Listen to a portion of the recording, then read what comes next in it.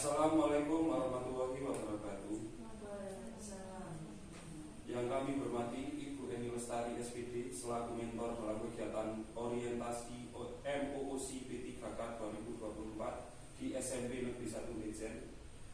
Yang pertama, kami haturkan puji syukur kehadirat Allah Subhanahu wa taala karena pada hari ini Kamis 27 Juni 2024 kita dapat berkumpul dalam kegiatan seminar orientasi MOOC P3K tanpa ada halangan suatu apapun. Mohon izin memperkenalkan diri, saya Yosias L. Prisilai selaku moderator akan memandu jalannya acara seminar ini. Izinkan saya membacakan susunan acara seminar. Yang pertama, pemaparan seminar dari Saudari Oktavia Firdianingrum selaku peserta P3K 2024. Yang kedua, sesi tanya jawab dan diskusi. Yang ketiga, penutup oleh peserta. Dan keempat, kesimpulan dari moderator. Untuk acara pertama, saya persilahkan peserta untuk memaparkan hasil laporannya kurang lebih dalam kurun waktu 10 menit.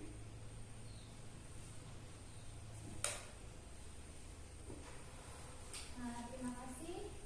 Yang saya hormati Ibu Mentor, Bu Eni Lestari. Terima kasih kepada moderator yang telah mempersilahkan saya untuk memaparkan materi. Izinkan saya untuk memaparkan materi laporan orientasi pengenalan nilai dan etika bagi P3K baru di SMP Negeri 1 Lejen di Kabupaten Temanggung tahun 2024.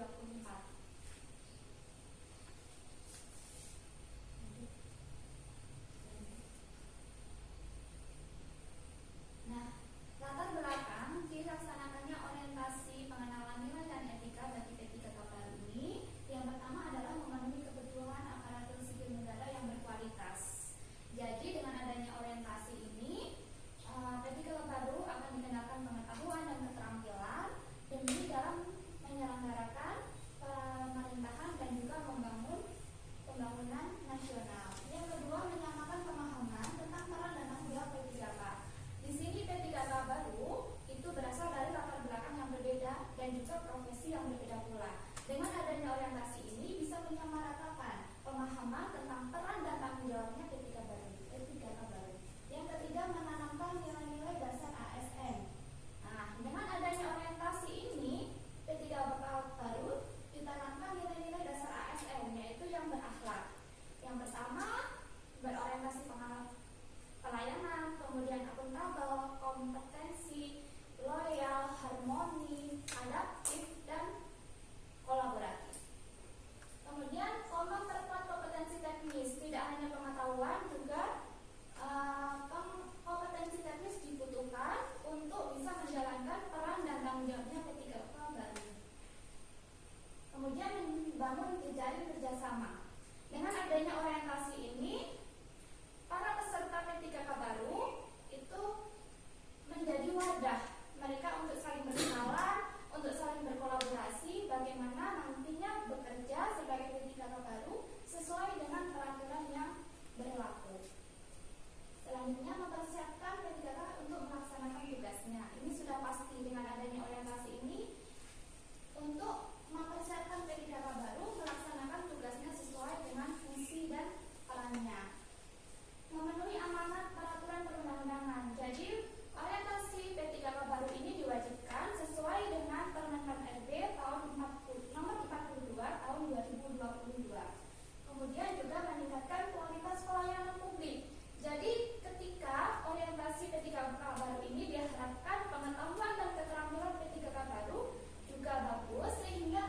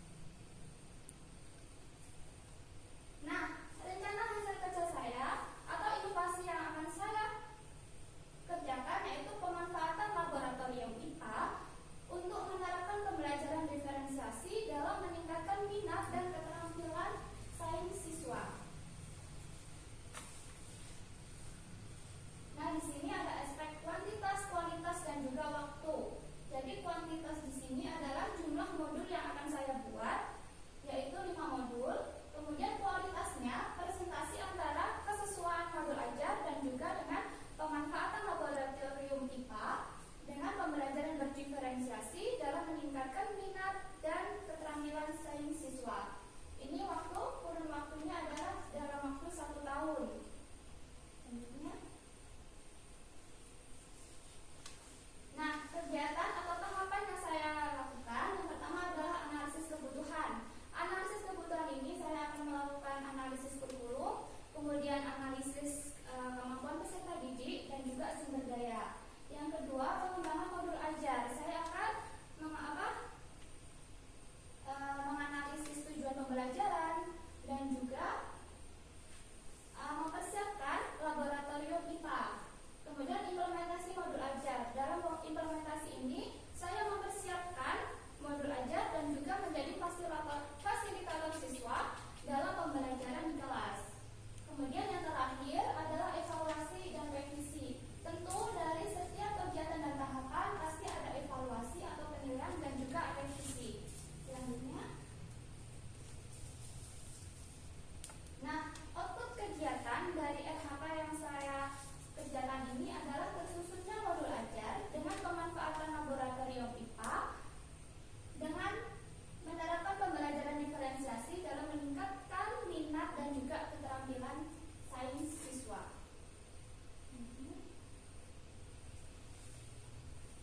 Nah, apa sih penerapan nilai-nilai berakhlak dari RHK yang saya buat ini? Yang pertama adalah berorientasi pelayanan. Dengan ini, saya belajar untuk memahami dan memenuhi kebutuhan peserta didik melalui pembelajaran yang berdiferensiasi. Yang kedua adalah kompeten, meningkatkan kompetensi diri untuk menjawab tantangan yang selalu berubah. Yang ketiga adaptif, cepat menyesuaikan diri menghadapi perubahan. Yang terakhir adalah kolaboratif, memberi kesempatan kepada berbagai pihak untuk saling berkontribusi.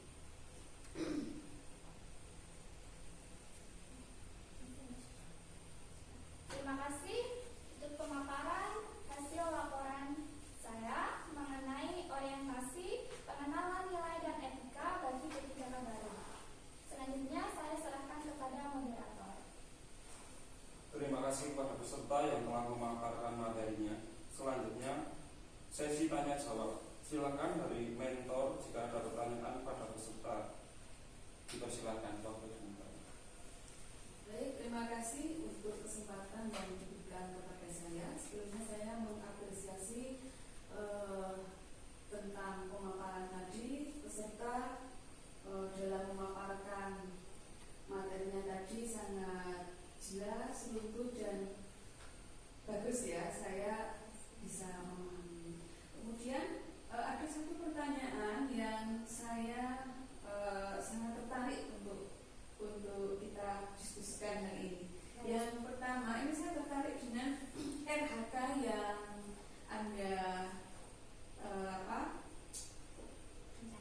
yang Anda rencanakan di sini adalah pemanfaatan laboratorium IPA untuk menerapkan pembelajaran berdiferensiasi dalam meningkatkan minat dan keterampilan sains siswa. Demikian ya. Nah, saya ingin tahu kenapa Anda ini memilih judul RHK ini? Ya, saya jelaskan. Silakan. Langsung dijawab. Terima kasih pertanyaannya kepada Ibu Mentor. Mengapa saya memilih judul tersebut? Mengapa memilih pemanfaatan laboratorium IPA untuk menerapkan pembelajaran berdiferensiasi dalam meningkatkan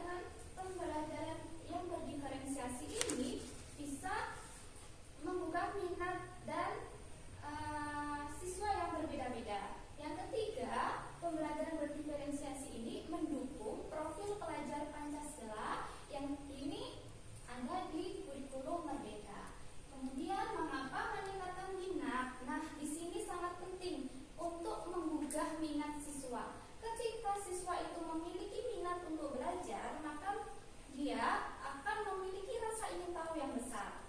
Dengan seperti itu, maka dia akan terciptalah pembelajaran yang menyenangkan. Tidak hanya mereka paham dengan menikmati senang, tapi juga pembelajarannya juga ikut terserap seperti itu.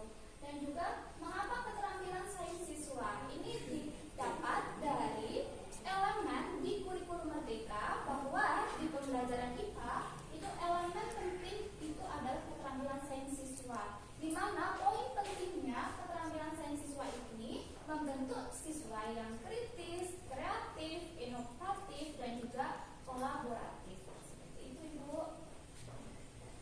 Baik, terima kasih untuk penjelasannya.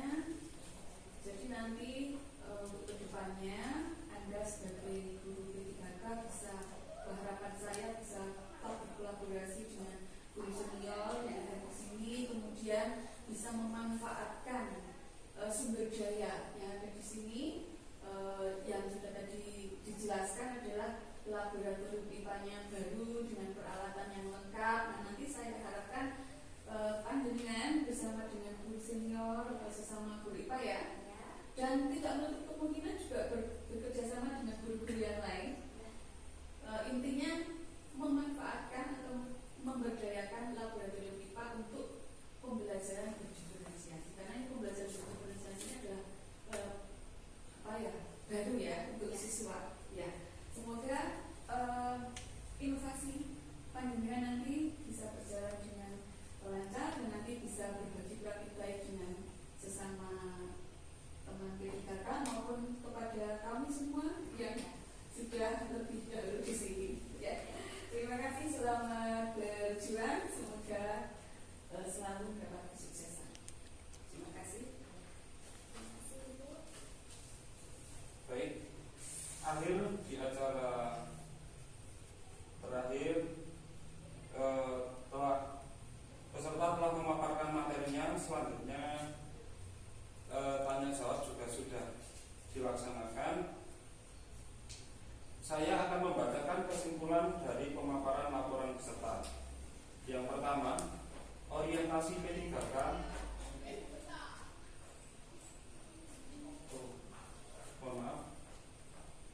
Dari pemaparan materi Ibu Octavia, yaitu adalah rencana hasil kerja pimpinan yang diintervensi itu tersusunnya perencanaan, pelaksanaan, evaluasi, tindak lanjut tentang supervisi. Untuk yang kedua, untuk rencana hasil kerja, pemanfaatan laboratorium IPA untuk menerapkan pembelajaran yang berdiferensiasi dalam meningkatkan minat dan keterampilan sains siswa. Dan yang ketiga, yang terakhir adalah output kegiatan adalah tersusunnya modul ajar dengan pemanfaatan laboratorium IPA untuk menerapkan pembelajaran berdiferensiasi dalam meningkatkan minat dan keterampilan sains siswa. Terima kasih kepada Ibu Eni Lestari, SPD selaku mentor, dan kepada Ibu Octavia Pirjaningrum selaku peserta P3K. Semoga presentasi hari ini memberikan inspirasi dan motivasi bagi kita semua. Terima kasih. Salam sejahtera.